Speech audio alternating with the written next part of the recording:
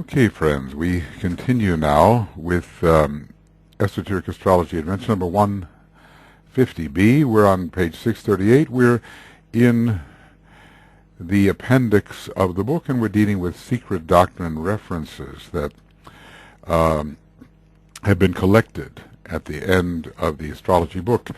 All the great astrologers have admitted that man could react against the stars.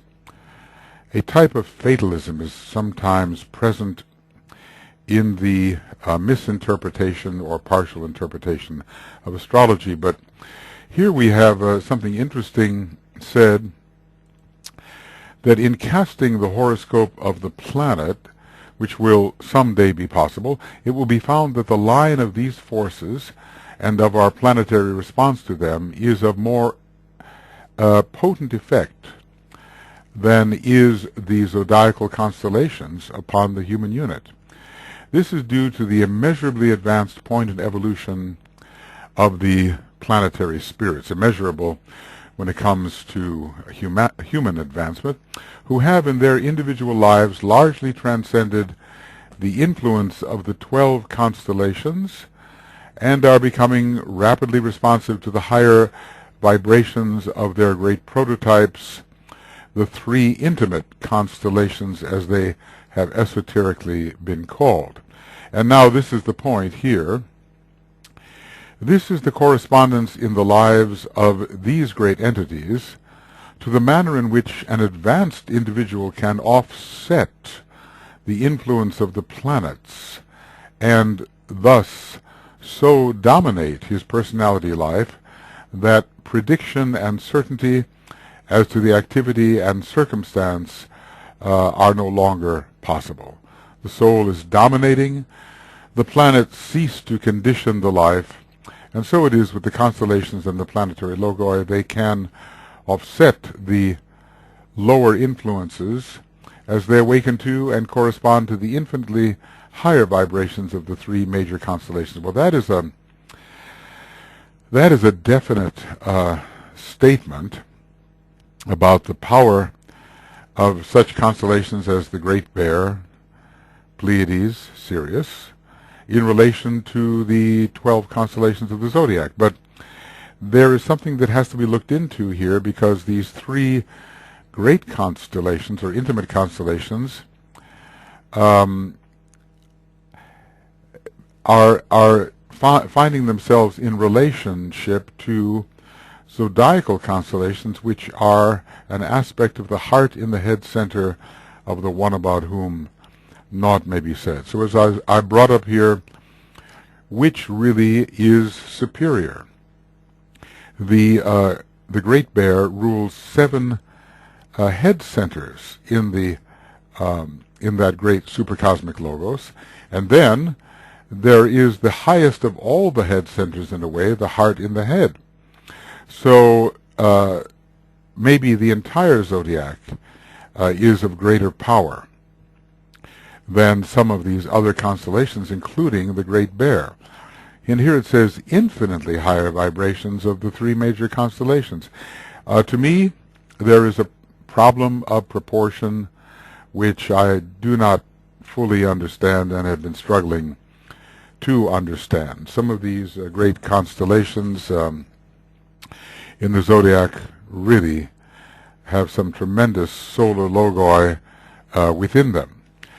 And that's why we have to wonder how it can be said that the three intimate constellations have vibration infinitely greater, infinitely higher than the zodiacal constellations. And further, if there can be in the human being a pedal in this heart in the head center, that would seem to me to be of greater power than, let us say, a solar plexus center or a sacral center in the human being, or at least of potentially dominating authority.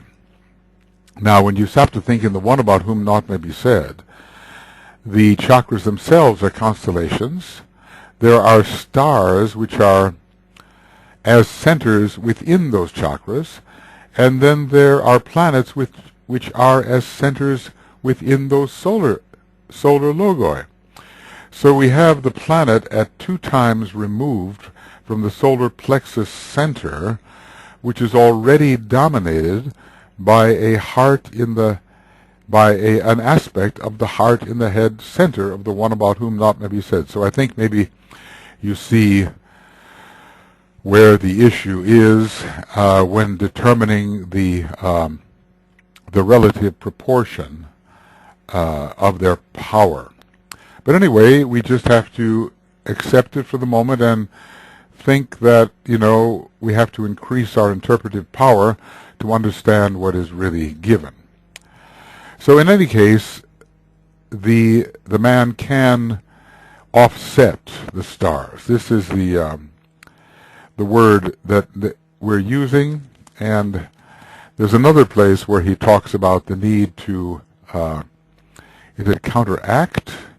I have to see. Counteract the effects of the astrological influences. Here we're offsetting the pairs of opposites and ray energies, and which can be offset by soul energies rightly employed. So even here, there are antagonisms which seem inevitable and which can be accounted for by the ray energies, but they can be again offset. Let's just see if the word counteract is here. No, it's not. But there is a place here in the astrology book where it tells us that we have to, in a way, rebalance our horoscope and make up for, let's see, what is the word, like inadequacies, insufficiencies, something of that nature. See if I can find that. Inadequacies, no. Insufficiencies, I doubt it. No, it's not here either. I think for the moment I'll just have to say that the quotation that I offered is sufficient. I think there's another one, but the idea is that if we are truly an advanced human being, we can work with the influences of the planets, of the zodiacal signs. We can work with any influence, and we can see to the balancing of certain tendencies or the counterbalancing of certain tendencies according to our understanding, our observation, and our will. We can, in fact, work against what appear to be irresistible tendencies, at least for the unthinking person who reacts strictly impulsively and according to the type of energy which enters his energy system. We do not have to react in that same way. So, if we knew nothing about astrology and we had a certain trait in our character, we could substitute something for it, and that, of course, is another word that is possible. A substitute. It's possible here. Well, no, maybe not. It's not coming in exactly as I had hoped. But anyway, we have enough. We have enough to know that it is possible for us to offset certain personality tendencies even if we don't know anything about astrology. Then we begin to study astrology. We have succeeded in offsetting those tendencies, and we learn that the tendencies are correlated with certain planets and positions and aspects we have in our stars. So certainly if we offset them before we knew what was their cause, we can certainly offset them once we know what the cause is. This system, or cycles, cannot be comprehended if the spiritual action of these periods, preordained, so to say, by karmic law, is separated from their physical course. I suppose we're talking about cycles which can be measured in some physical sense as in the rotations and revolutions and proper, of various heavenly bodies, and the proper motion of stars and so forth. The calculations of the best astrologers would fail, or at any rate remain imperfect, unless this dual action is thoroughly taken into consideration and mastered upon these lines. But the mastery can be achieved only through initiation. So let us say there are certain aspects of knowledge which are simply not available to humanity except through initiation. Later, perhaps, they will be, when humanity has advanced much farther, and then what is a secret of initiation today may be common knowledge tomorrow. It was known in the early days, of course, that the planets did revolve around the sun, but this was not common knowledge. This was the knowledge of the initiates. So when we're talking about the meaning of cycles and the spiritual activity which is achieved during the cycles, it also helps to know the physical correlates of the cycles. So we wish to know the physical correlates of these spiritually significant cycles. Now, that's easier when it comes to astrological cycles. When it comes to ray cycles, we're dealing with something more subtle, and there may be no strictly physical correspondences, in which case we certainly have to know, either as a secret of initiation or because it has been conferred by a master, by one who knows, what those time periods actually are. Maybe we will find some sort of detectable change or action on the inner planes which will correlate with those cycles, but it's not going to be anything exactly like the rotation of a heavenly body on its axis or the revolution around a center. Although there are great cycles which may have ray aspects to them which can be measured in that way. I wonder whether the complete gyration of the Earth's axis through all 12 signs or constellations over a approximately 25,000 year period, maybe more, almost like 26,000 as it's presently measured, whether such a gyration is also correlated with a particular ray. Here is the analogy. Because the smaller precessional age of, let us say, 2160 years is accompanied by a ray which is powerful during that time. For instance, the age of Pisces was accompanied by the powerful presence of the sixth ray correlated to the age of Pisces. And the age of Aquarius, another 2160 years, or maybe if we add overlap periods and so forth, we'll get closer to 2500 years. Maybe we will, that particular period will have the seventh ray correlated with it. Now, the sixth and the seventh ray are in sequence, so it doesn't necessarily mean that because they are now, they always will be in sequence.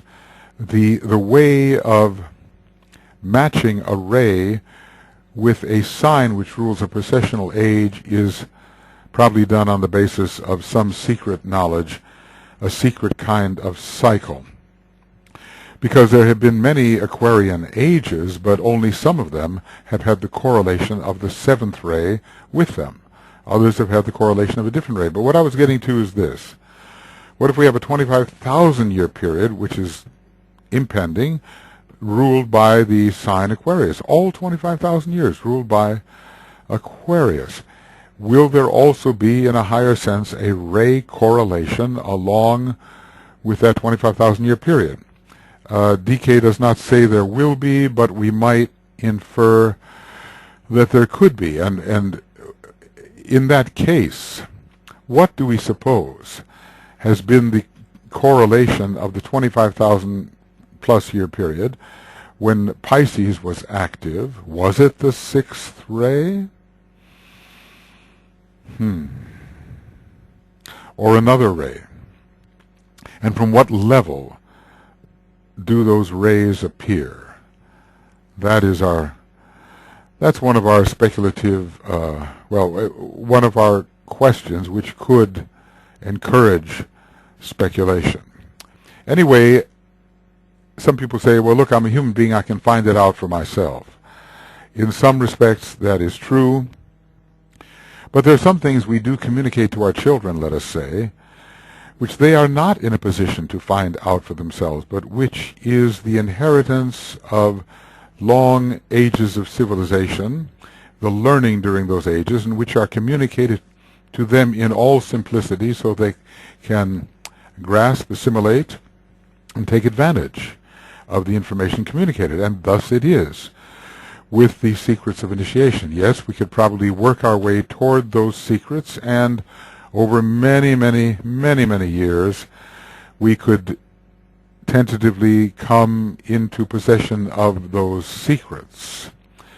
But sometimes they simply have to be conferred, and then we can be sure of their accuracy.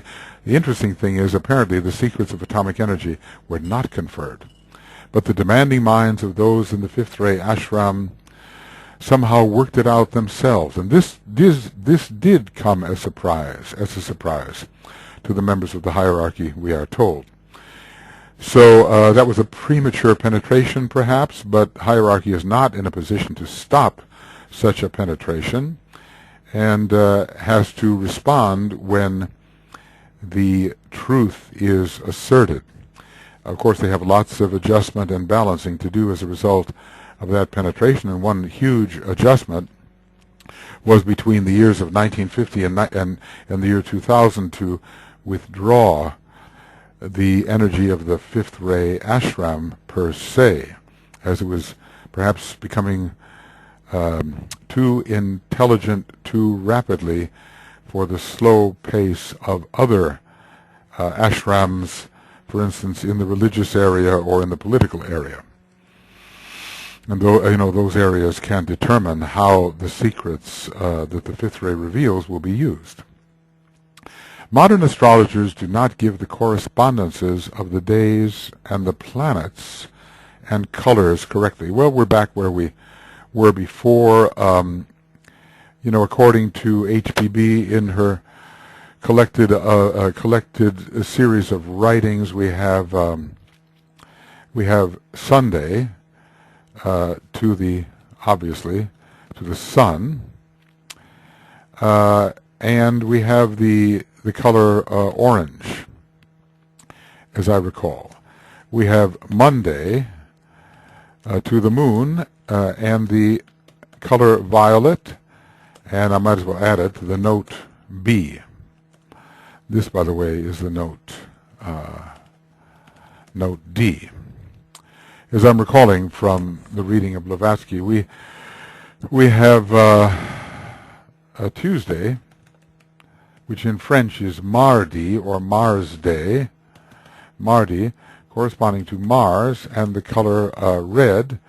And according to HPB, the note C, the red note, but also associated with the first ray. Whether it should be associated with the sixth ray or the first ray remains to be seen.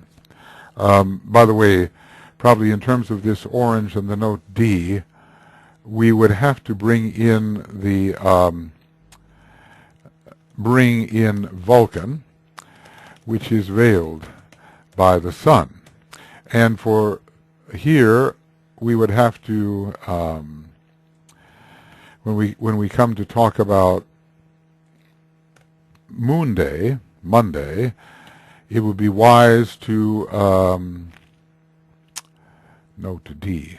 My D is for disciple, but it's just plain old D. Monday, moon, and the note is violet, but we should say this: bring in Uranus, which is veiled by the moon. So it's a Uranian day, I believe, and Uranus is correlated with the color violet, and HBB correlates the moon with the color violet. And even decay here in this collection on the creative hierarchies, there we have planet moon color violet, you see. And of course, since it's Aquarius, it's very likely that Uranus will be the veiled esoteric ruler, or the veiled ruler. When it comes to Wednesday, we have, it's also called mercredi. The French is closer, isn't it? We have Mercury, of course. And the note, the color there is yellow. And the note is E, do, re, mi, and also connected with the Buddhic plane. I was explaining some of these things before, but, you know, when we're dealing with so many correspondences, some repetition is of value, and always repetition in a different context can give a different angle of understanding. The Tibetan is always changing his angles of understanding, and therefore the position of the items he considers, their relative influence, changes with his angle of understanding. Then we have Thursday, which is Thor's day. And interesting about Thor, because he generally has that hammer aspect connected to him. But we can say that this is certainly Jupiter, and its color is blue, and its note is G. Remember that Jupiter was not only the benevolence of the second ray. As a matter of fact, in decay, we understand Jupiter's influence as benevolent love, wisdom, and inclusiveness, and loving understanding, and so forth. But when you're looking at Jupiter in relation to Mount Olympus and the pantheon of the Greek gods, Zeus, Jupiter, Roman, Zeus, Greek, we understand that he threw a lot of thunderbolts and could be quite destructive in a first-ray sense. And that leads us to the question of what really is the monadic ray of Jupiter. Maybe it's 7, but maybe that 7 has to turn into a 1. We don't know that for sure. That is in the realm of speculation again. Well, when we come to Friday, I guess there's a Norse god there, isn't there? Is it Freya or Freya, something of that nature? But anyway, it's easier for us in French, vendredi. And so, obviously, it's Venus, and the color is indigo. And the note is A. There's much to discuss in the concerning the notes, and whether they begin a scale or not. Oftentimes, conventionally, we begin our scale, the most familiar scale in the Western world, with C major. You know, it's let's say the C.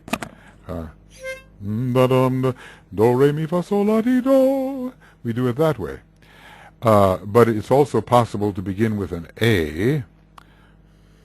Do, re, mi, fa, sol, la, ti, do. Do, re, mi, fa, sol, la, ti, do. I did it in the natural minor. I sang a minor scale, and that is so often the case. But you get different effects, different relationships of the notes to different rays if you begin, let us say, with a C or with an A. And it might be interesting to consider A as the beginning, in a sense, then go to E by a circle of fifths, then go to B, then go to F sharp, go to C sharp, go to G sharp, go to D sharp, go to A sharp, and then to F and C, G, D, A, and we're back.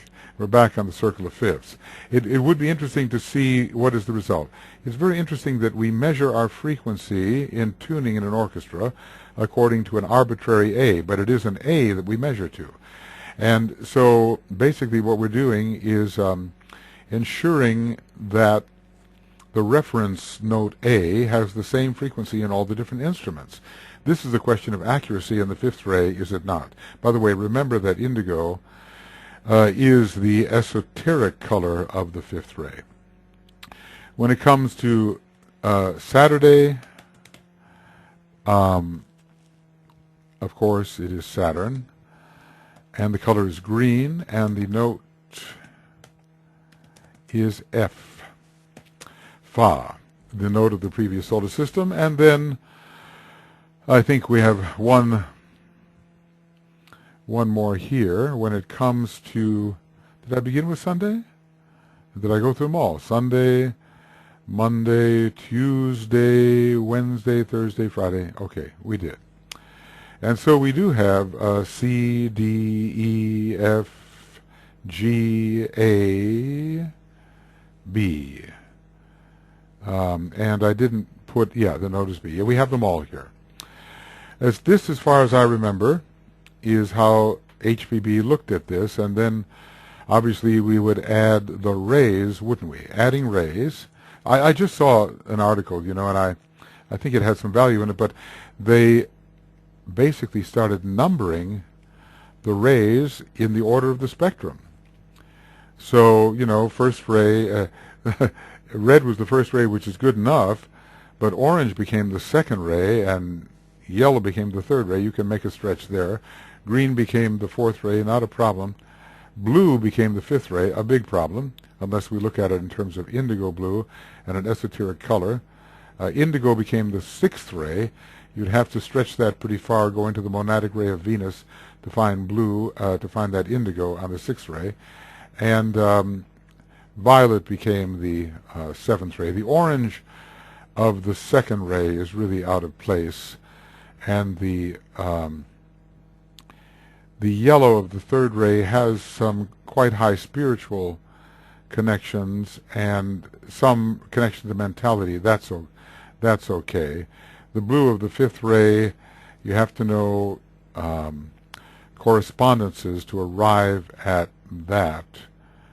And the indigo of the sixth ray, no, except by a very remote correlation with the sixth ray monad of Venus. Then, since Venus is connected with indigo, but I don't think that the author had that in mind. So adding the rays, we find Sunday, ray 1. Monday, ray 7. Tuesday, ray 6. Wednesday, ray 4. Thursday, ray 2.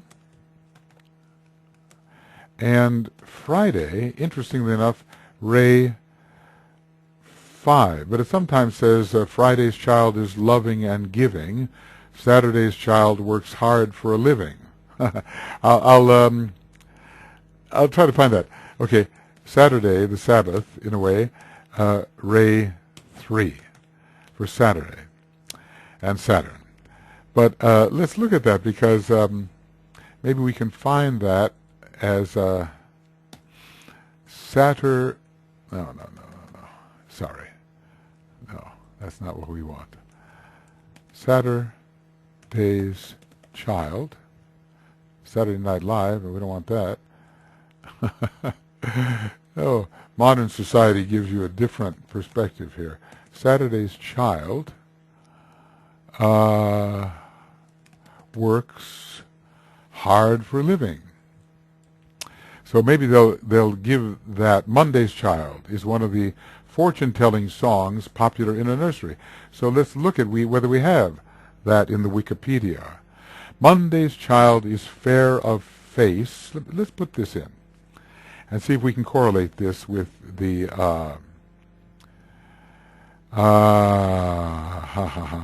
It's an old one. It's an old one with old meanings. But let's look at this, just for fun. Is fair of face, and you might almost say that the moon face is there. And the paleness of the moon, pale moon face, certainly not Uranus, pale moon face. Tuesday's child is full of grace, does not correlate. That's Mars. Wednesday's child is full of woe. This is Mercury, the star of conflict. No, stage of consciousness, star of conflict. That works. The fret and worry of the fourth ray.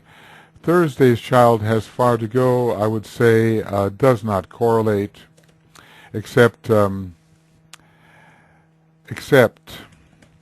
Jupiter, Sagittarius, and the long journeys which are undertaken, long journeys on the quest. So in a way, Friday's child is loving and giving, so this correlates with Venus, but from its second ray aspect. And Saturday's child, Friday's child is loving and giving, Saturday's child works hard for living, so Saturn, the planet of work. But a child who is born on the Sabbath day, has kind of a religious overtone, is bonny and blithe and good and gay. And, these are the old meanings of the words.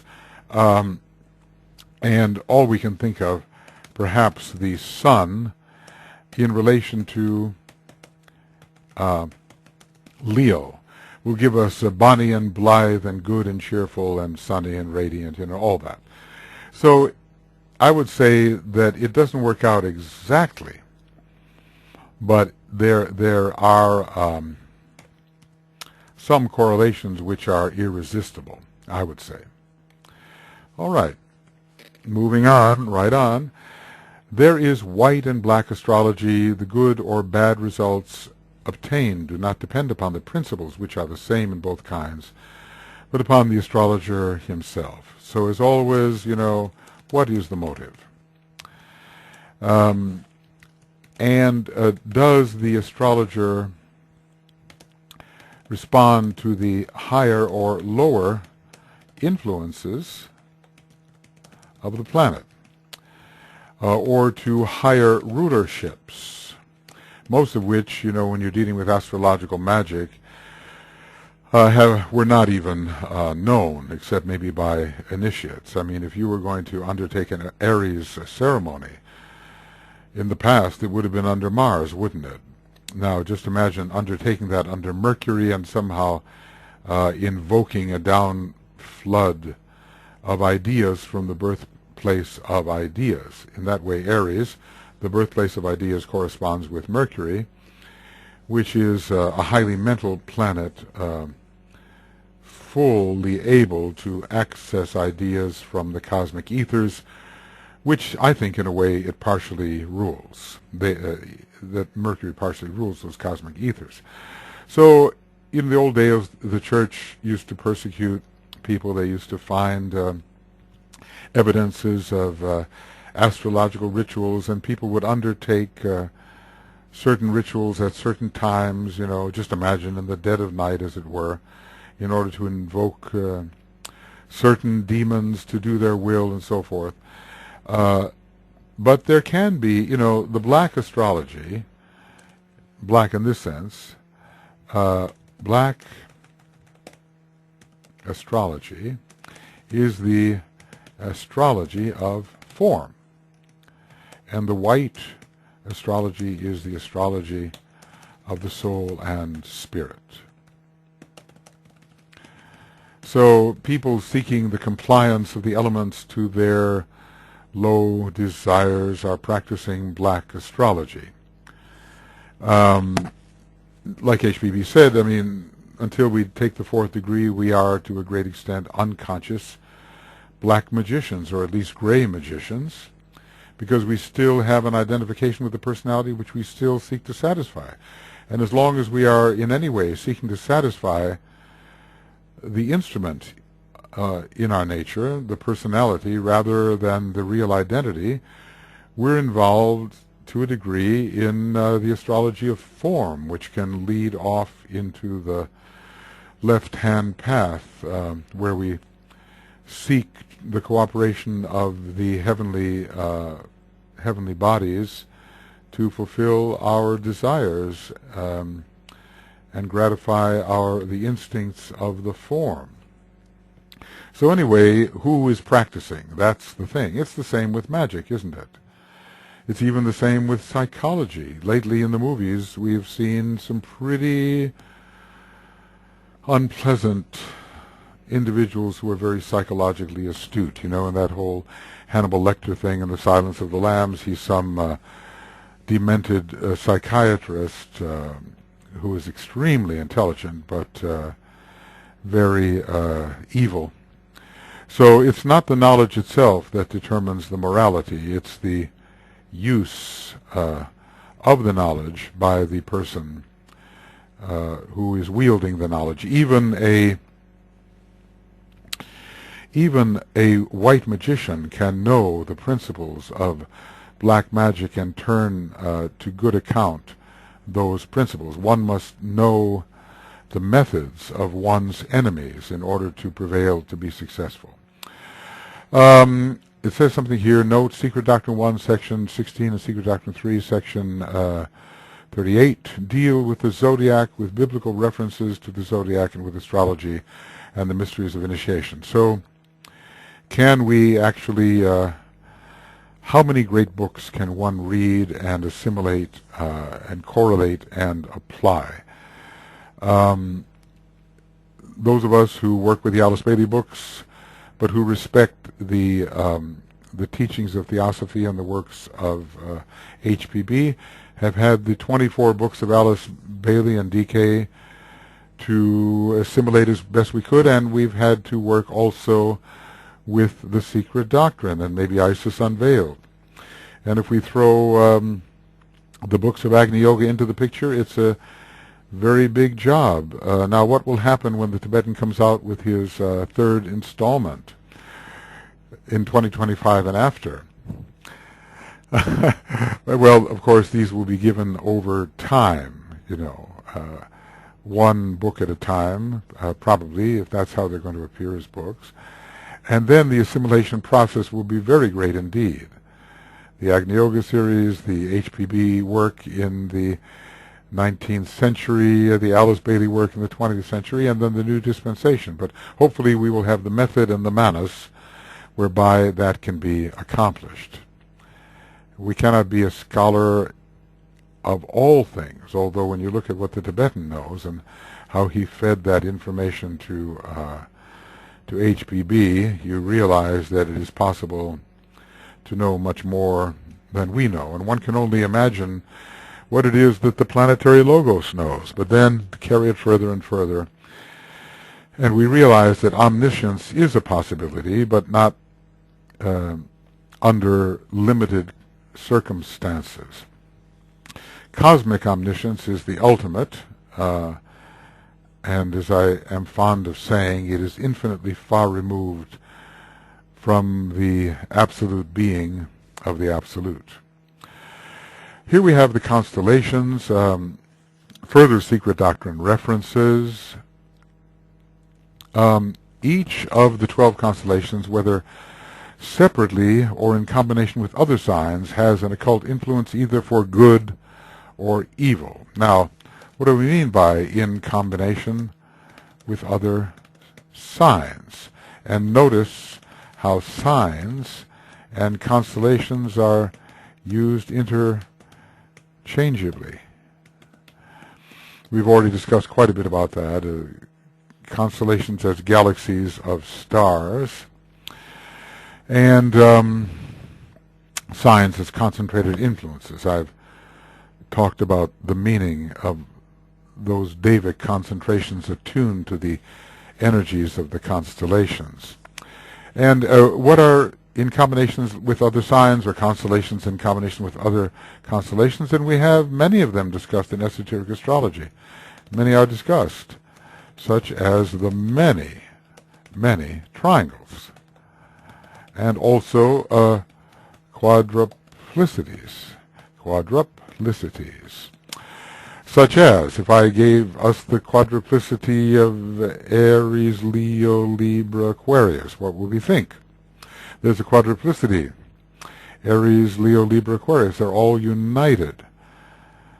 I could even throw in Uranus. I could throw in, not Uranus, but I could throw in Scorpio, because they're all ruled by Uranus in one way or another. The hierarchical ruler of Aries is Uranus. The veiled hierarchical ruler of Leo is Uranus. The esoteric ruler of Libra is Uranus. The exalted ruler, can I call it a ruler?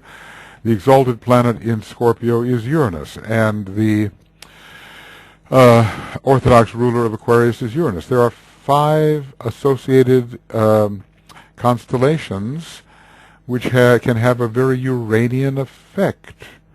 And in a way, beginning with Uranus, we could trace the energies which pass through it back to those constellations as well, because Uranus will be a conduit in one way or another for those constellations.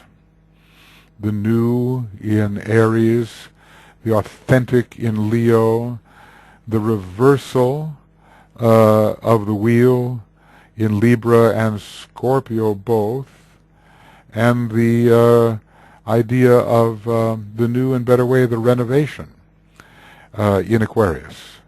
And all of those are part of Uranus. So what is this influence for evil? Well, evil can arise when a inappropriate form grasps the energy for its own desires, or when the energy simply cannot be assimilated and is the source of disruption. How about spelling? Disruption or overstimulation. An energy can be good. You know, the Kundalini energy will bring liberation, but what if it is suddenly passing through a clogged and unclean physical vehicle? It will wreak havoc, right? And this we could call evil, or at least the disorganization of form requiring much more use of time to regain the lost status. Okay.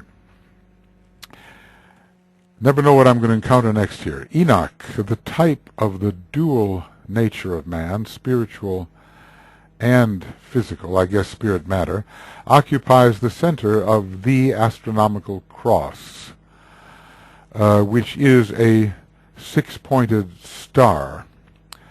Well, a 6-pointed star, you know, it's possible if you take the 12 signs of the zodiac, and you, how would we do that? Every, starting at Aries, we would go Aries, Gemini, Leo, Libra, Sagittarius, Aquarius. And I guess we would find a way to make interpenetrating triangles. Of course, the interesting thing is that the 2 of the points of those triangles, let's see, we would have, let's see, from Gemini to Leo, which is, no, that's not far enough. That might not work out as I thought it would.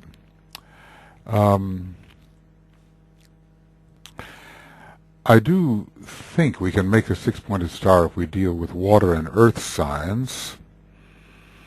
Let's just say that the downward pointing triangle will anchor itself at the Cancer point, and will include Scorpio and Pisces.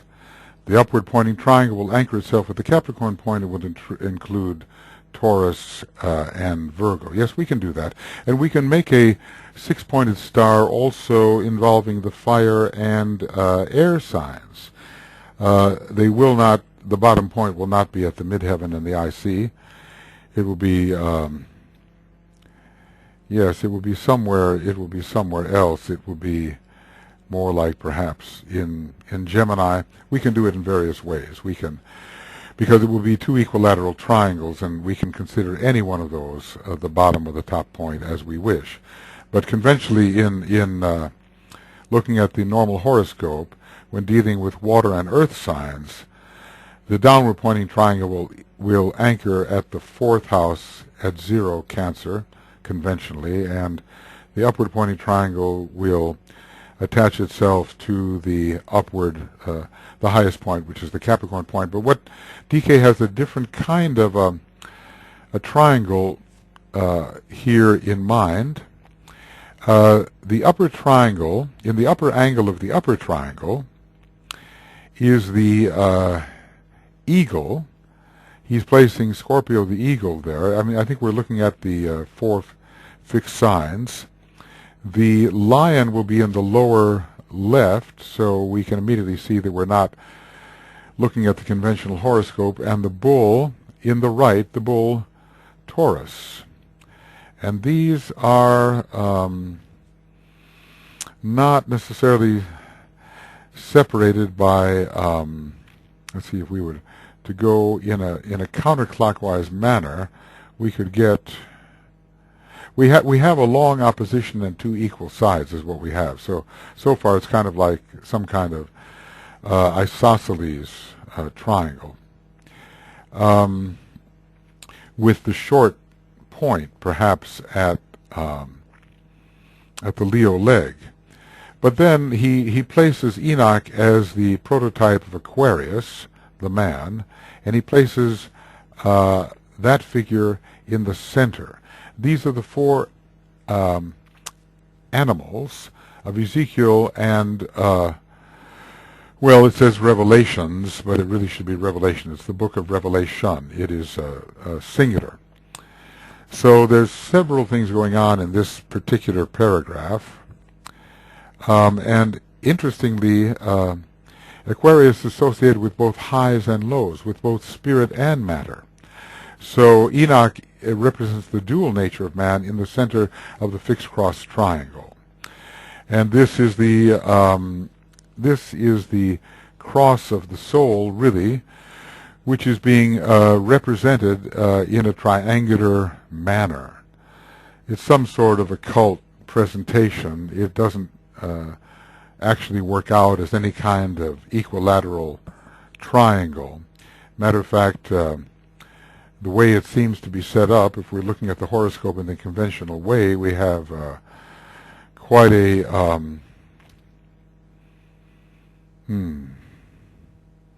it doesn't work out.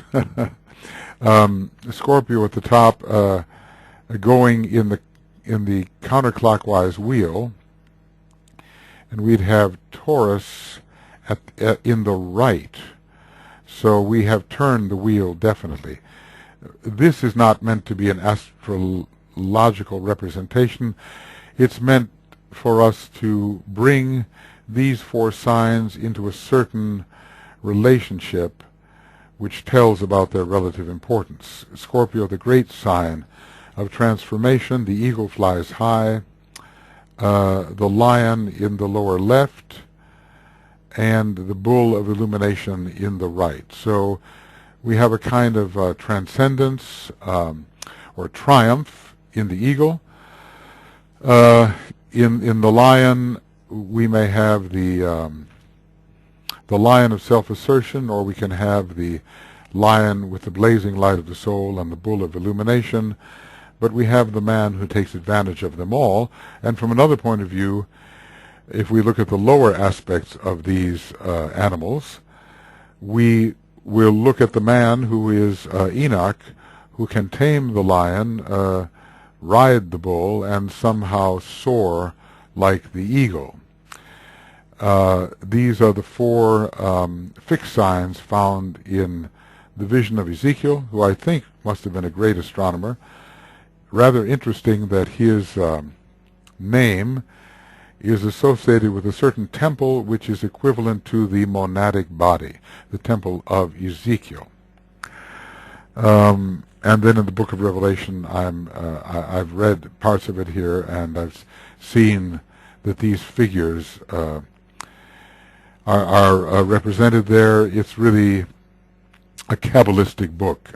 Interesting about that book, we are told that although it was written by John, so to speak, that Master Hilarion was the real author, the former St. Paul, I suppose, dictated that book.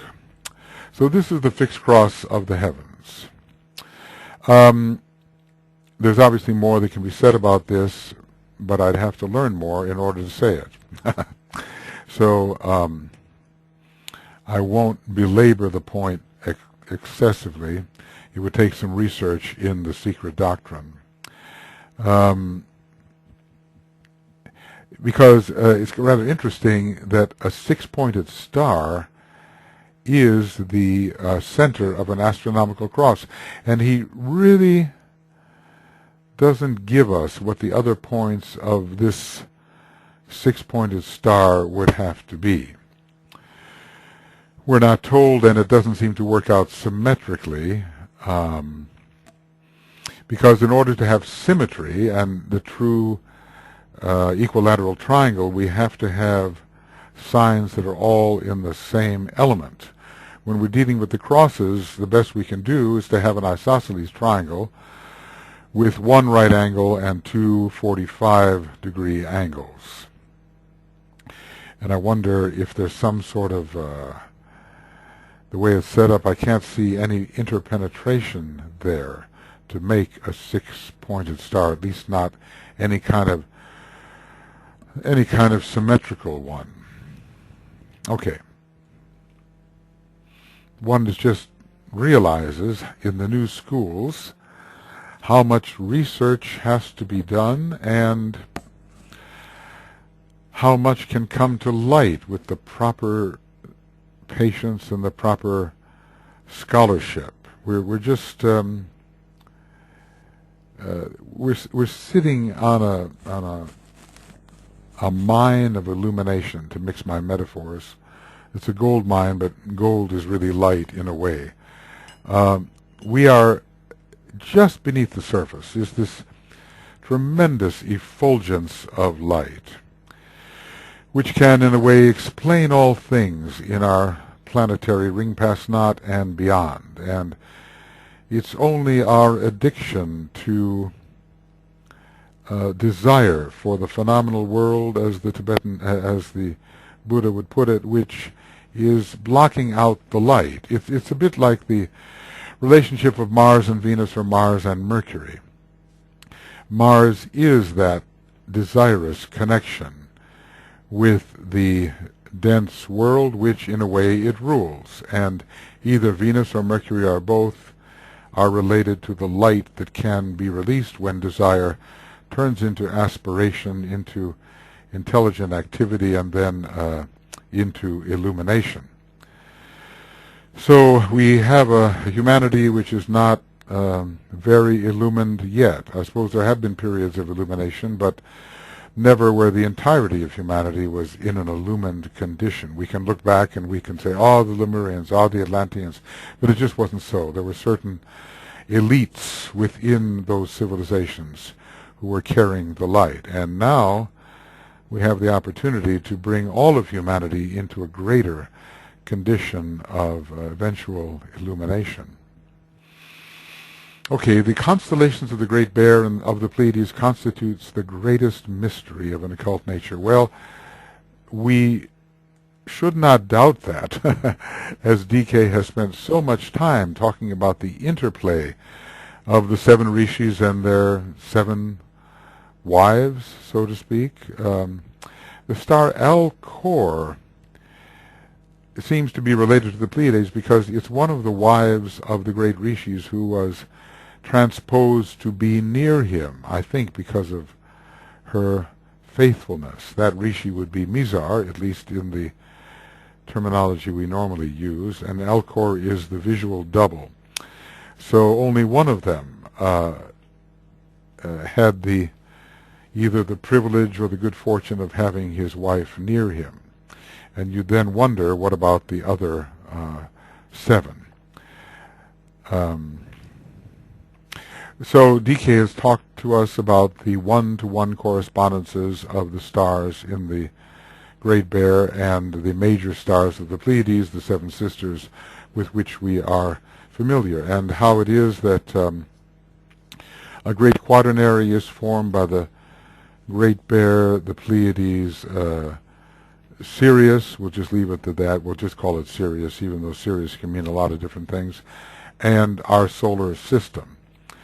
Well, I think as much as he can have done it, Master DK has expanded on this to reveal some of the sort of first-ray, third-ray mysteries. The willpower and prototypical power is given to the, let's say, 7 sacred planets by the Great Bear, but Manus is communicated to the planetary lords of our solar system by the stars of the Pleiades. It's almost as if the 7 rays are involved here, but from the will aspect of the Great Bear and from the intelligence aspect, with the source being the Pleiades, and something involving Sirius, I suppose, either our system or the little bear, as for which Sirius may be a blind, communicate more the love aspect. So you see how years ago, I don't know how she would know this, maybe she just would, but Master DK probably made this statement. It sounds like him to do it, and then this is a seed of a huge expansion of knowledge and information given in A Treatise on Cosmic Fire and in Esoteric Astrology. I've sometimes thought, I'll just go back to it to say that if the Great Bear represent the 7 head centers in the one about whom naught may be said, and as I've said, these are either, so to speak, in the head or above the head when it comes to a human being who has a visible or tangible head. The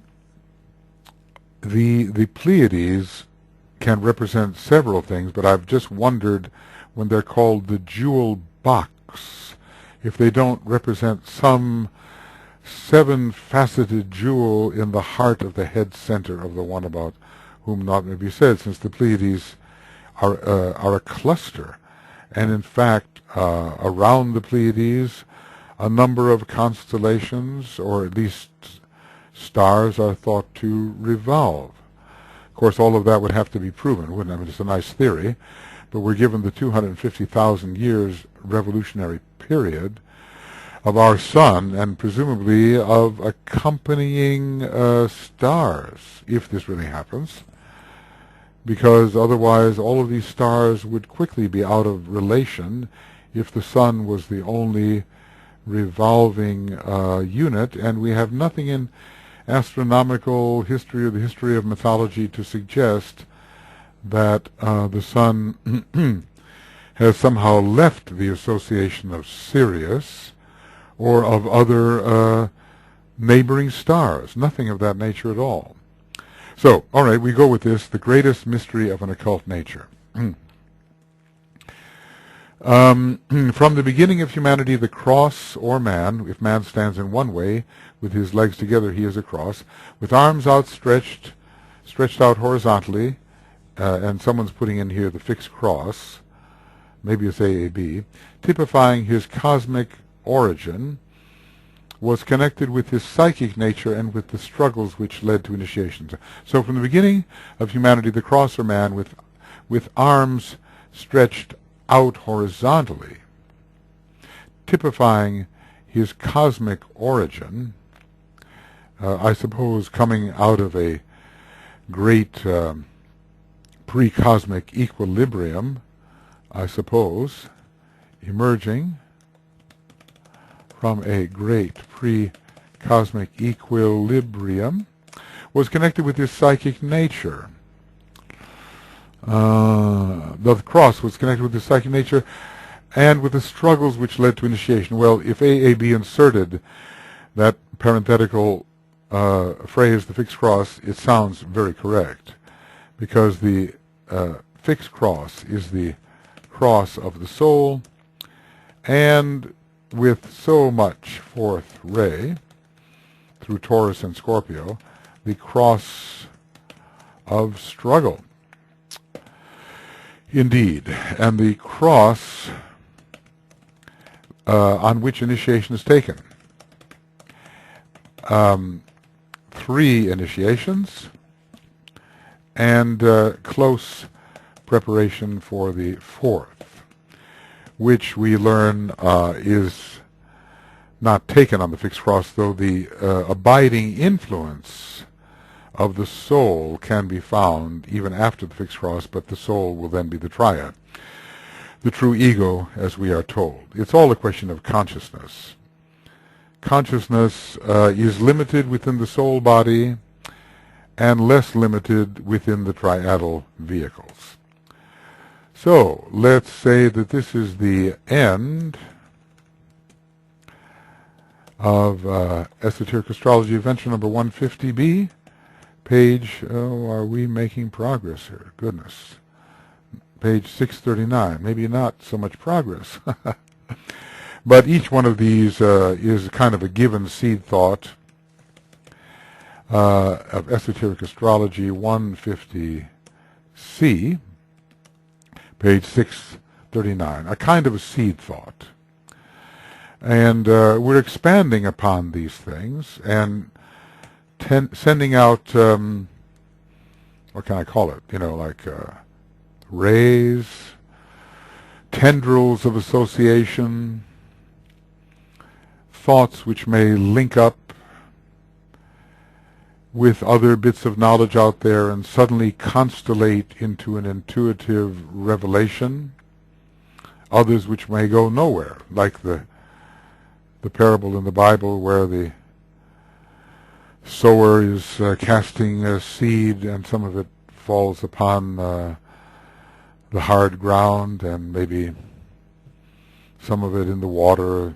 I don't think that was used exactly, but the idea is falling upon unsuitable soil or no soil at all, and some of it falls into the rich and ready soil and brings forth the plant and good fruit. I mean, the soil has a lot to do with who we are, as the knowledge of the ageless wisdom is cast forth for us to grasp and grow, or for our own non-response. And then again, maybe are the birds involved in picking up some of those seeds and making it impossible for the germination to occur? All the analogies apply. We want to be the rich, ready soil in which the seeds of the ageless wisdom can germinate. Okay, I'll be right back.